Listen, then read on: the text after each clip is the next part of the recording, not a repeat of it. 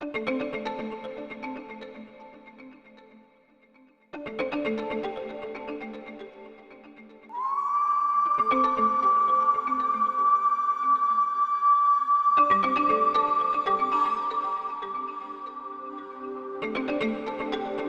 journey to Kagunda's mining claim is a long one, traversing through a very remote, protected area of Tanzania.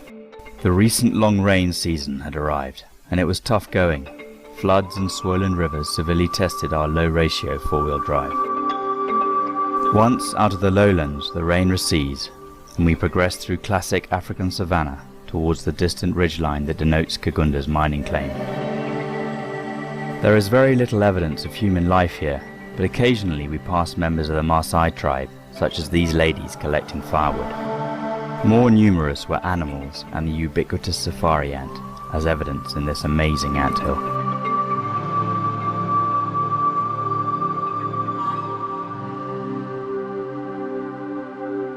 The journey progresses along thin tracks, and eventually ahead, the ridgeline we are aiming for appears above the thick thorn brush, visible here. The skies look threatening with rain. Rainstorms are swift and intense here in Africa.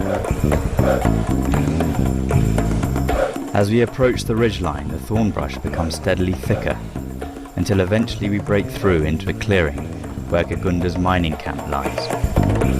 Here Kagunda waits for us under a tree surrounded by his goats, which provide milk and meat for him and his fellow miners here in this remote area.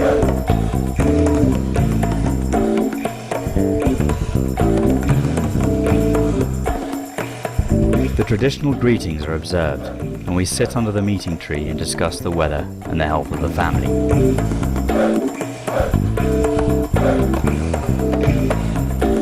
Kagunda has built a small house here for shelter, but for hundreds of miles in every direction there is no evidence of civilization or even another human being.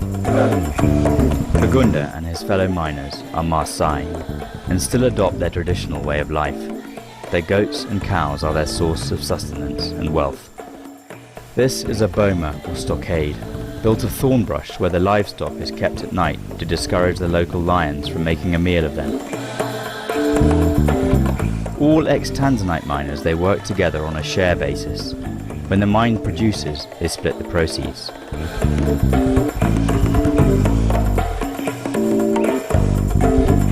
Once the traditional greetings have been observed, Kagunda leads us up the ridgeline to where he has sunk his first exploratory shaft.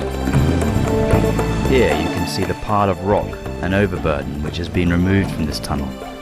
All this rock has been removed by hand.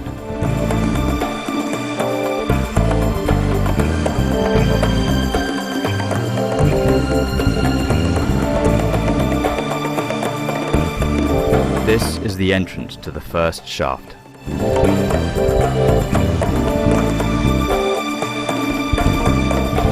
The miners don helmets and flashlights and prepare the air hose which delivers clean air down the shaft.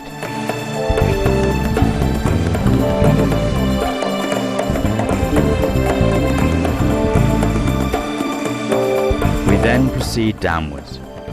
As this is just an exploratory shaft and not yet a mine, it is very rudimentary.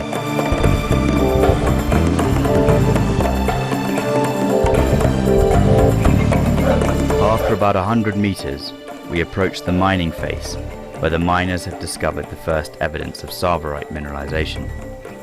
These beautiful crystals are clearly visible in the vein, and indicate that Kagunda has himself a potentially successful mine here. The host rock is a mixture of pyrite, quartzite, and kyanite. Most of these crystals are very small and fragmented due to the harsh geological conditions under which Tsavorite forms. Larger crystals are rare in this gem type, but when they are found, it is usually within something like this.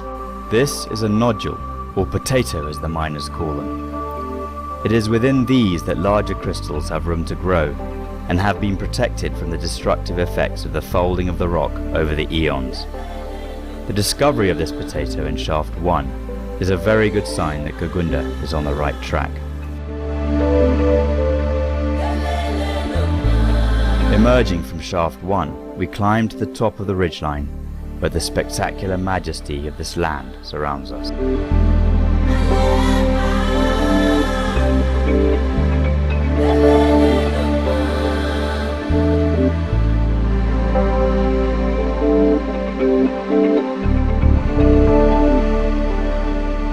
Exploratory Shaft 2 lies on the other side of the ridge, and we climb down to its rather precarious position about halfway down.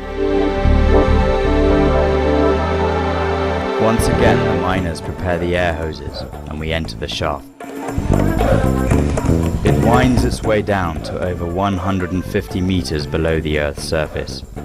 Again, a very rudimentary tunnel which requires a certain stamina to traverse.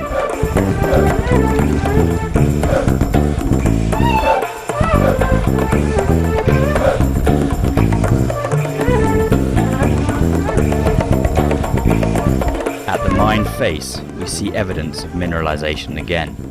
Some Tsavorite, but also tourmaline, amongst other minerals.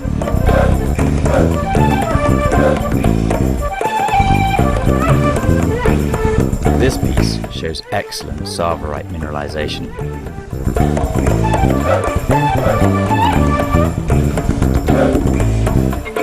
Once we have photographed and examined the mineralization, we begin the slow, tortuous journey back to the surface, using ropes to pull ourselves upwards. Back at the mining camp, we sit with Kagunda under the meeting tree to discuss his plans and examine the week's production.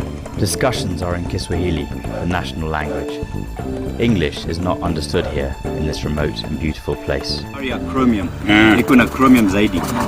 Hii iko na vanadium peke yake, hii kama iko na yellow. Hii blue iko na chromium zaidi. Ya kwetu hii kama ukipata gramu 2-3. Ni blue. Weka blue. Sana. Blue rangi ni safi. Hii rangi kama unapata hii clean kubwa safi.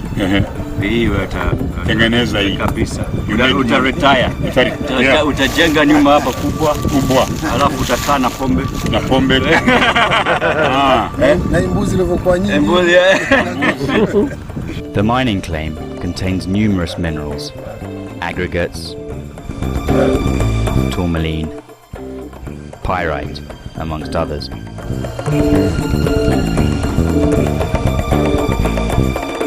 But Kagunda is only interested in one type, Tsavorite.